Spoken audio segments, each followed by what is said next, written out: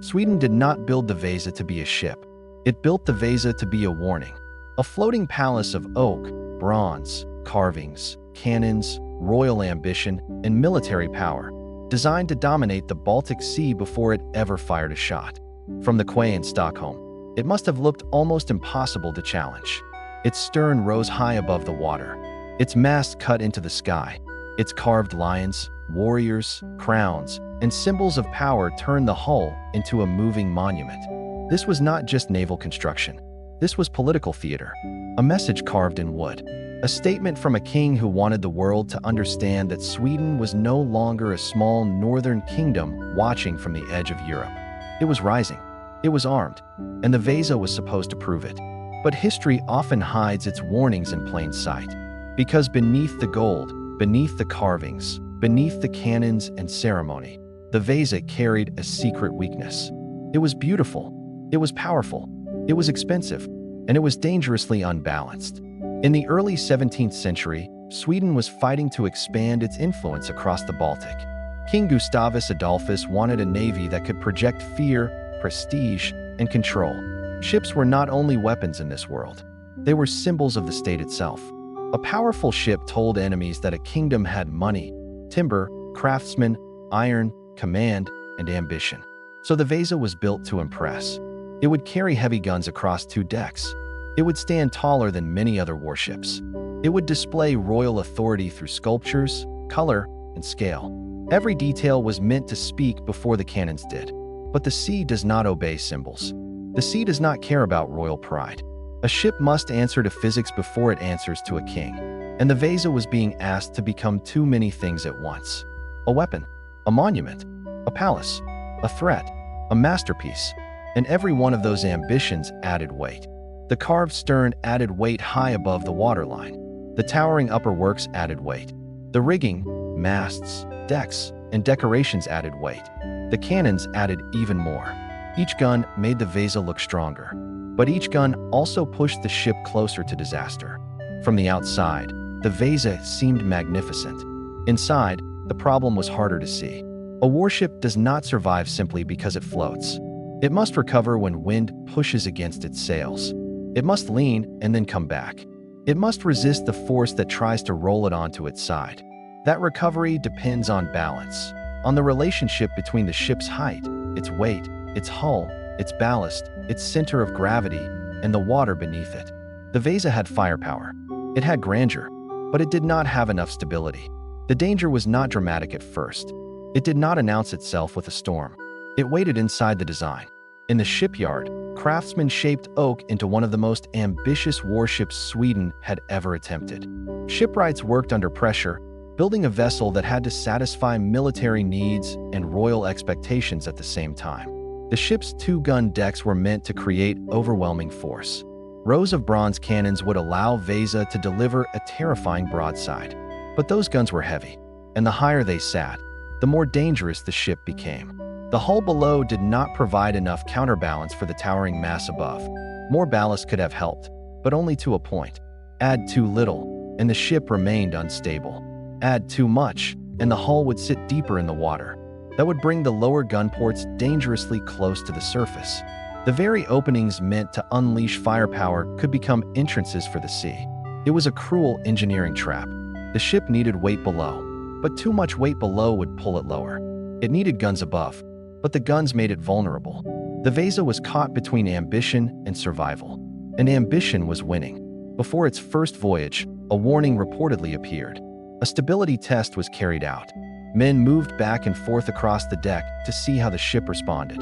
The result was alarming. The Vasa rolled so heavily that the test had to be stopped. It was a simple demonstration, but its meaning was terrifying. The ship was not behaving like a safe warship. It was behaving like a vessel already close to its limit. This should have changed everything. A ship that cannot safely recover from movement at the dock may not survive wind under sail. But the warning did not stop the voyage. Prestige had momentum. Royal projects do not turn easily. A ship built to announce power could not easily admit weakness. Orders existed. Expectations existed. The city was watching. The king's ambition had already been carved into the hull. And so the Vasa moved toward the water not as a finished answer, but as an unresolved question. On August 10th, 1628, Stockholm gathered to witness the beginning of something grand.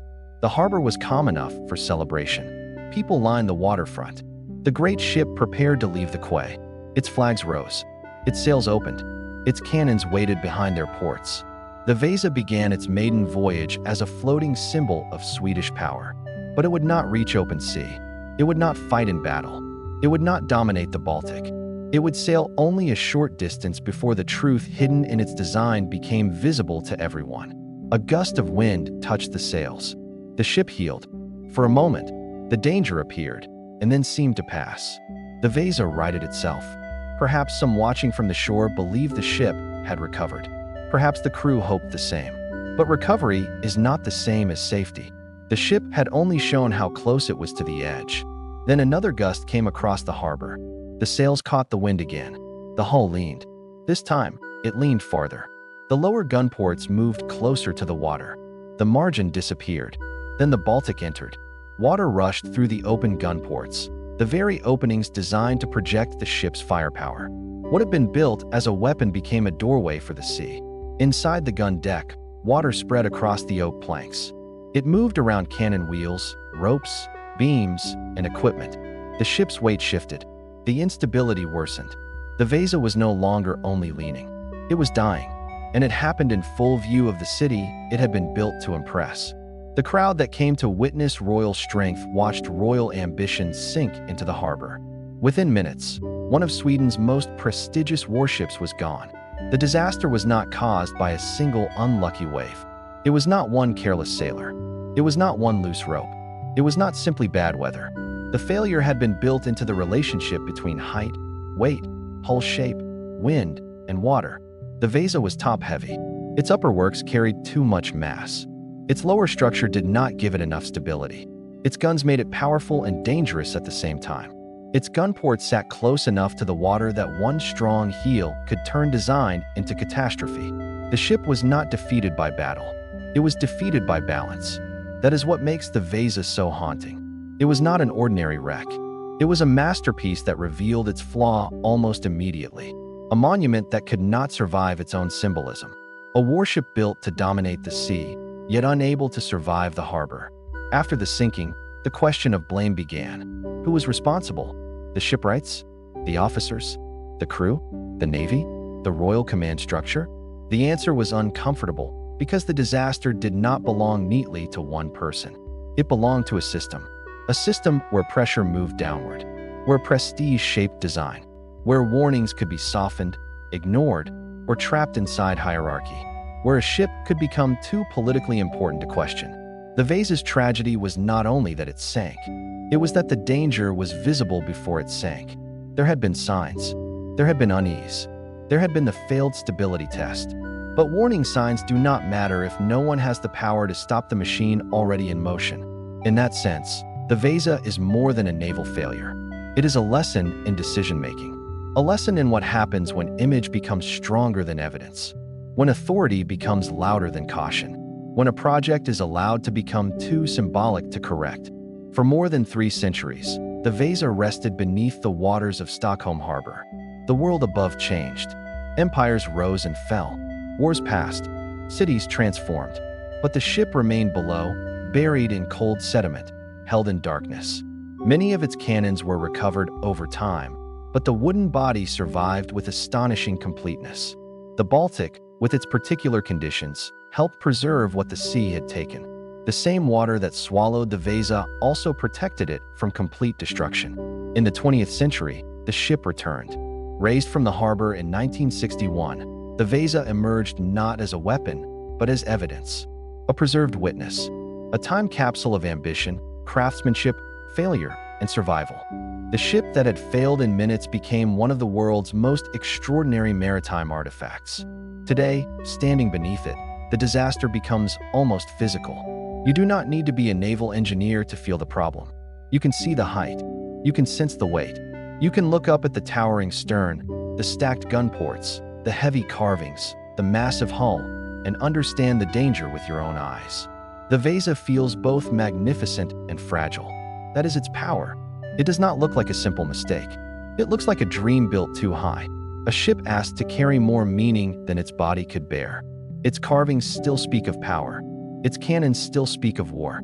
Its dark wood still speaks of craftsmanship. But its silence speaks louder than all of them. Because the Vasa's greatest message came after it failed. It teaches that beauty does not guarantee strength. That firepower does not guarantee survival. That prestige cannot replace balance. That engineering is not impressed by ambition. The Vasa was built to frighten Sweden's enemies. Instead, it became a warning to anyone who confuses appearance with capability. It reminds us that failure can be designed slowly, long before the moment it becomes visible. A ship can sink in minutes because of choices made over months and years. A disaster can look sudden, even when it has been patiently constructed. And that is why the Vasa still matters nearly 400 years later. It is not only a shipwreck, it is an argument preserved in oak. An argument between power and physics, between command and caution, between what a ruler wants the world to see and what a structure can actually endure. The Vasa was meant to rule the Baltic. It never left the harbor. It was meant to announce Sweden's strength. It revealed Sweden's vulnerability. It was meant to become a weapon of empire. It became a monument to the danger of imbalance. And perhaps that is why we still look at it with such fascination. Because the Vasa does not only belong to the 17th century.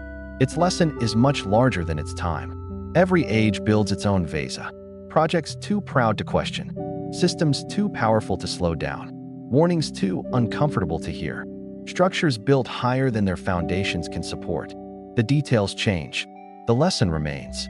Power must be balanced. Ambition must be tested. Beauty must obey reality. And no matter how grand the symbol, the water always finds the flaw. The Vasa survived only minutes on its maiden voyage. But as a lesson, it has survived for centuries. And it still asks the same question today. What happens when power is built higher than balance?